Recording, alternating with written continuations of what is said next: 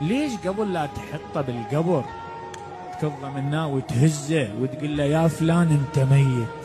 ليش؟ ليش؟ ليش تلقنه قبل لا تهيل التراب عليه؟ ليش؟ لأن ثلاث. تدري ليش تنقله 3 نقلات؟ يقول لو أخذته إلى قبره دفعة واحدة كأنك ألقيت به من على جبل في وادي عميق. فكون شت نقلة يستحب الميت ايش كم نقلة؟ 3 نقلة.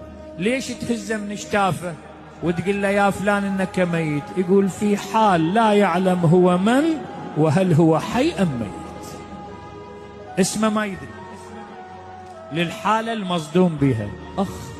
هذا الحكي على المنابر وبالقرآن وبالكتب كله صدق، هذا الموت حقق. ليش يقول أمير المؤمنين الناس نيام إذا ماتوا شنو؟ انتبه.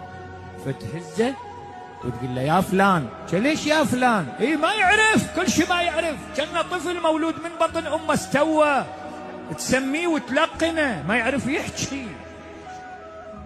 يا فلان أنا فلان، فلان أنت، وأنت ميت.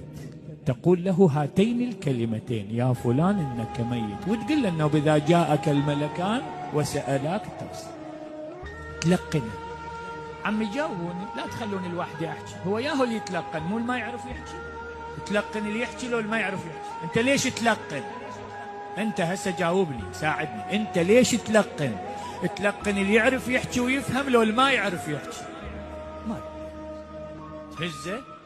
شو وقت تهز اللي بصفك؟ هسه اللي بصفك إذا صافن وتحاكيه وما ينتبه لك، فلان ما ينتبه، فلان ما ينتبه، نصيح مطخه، شو تقول له؟ ما حاكيك، مو اسولف وياك. تهزه من كتف.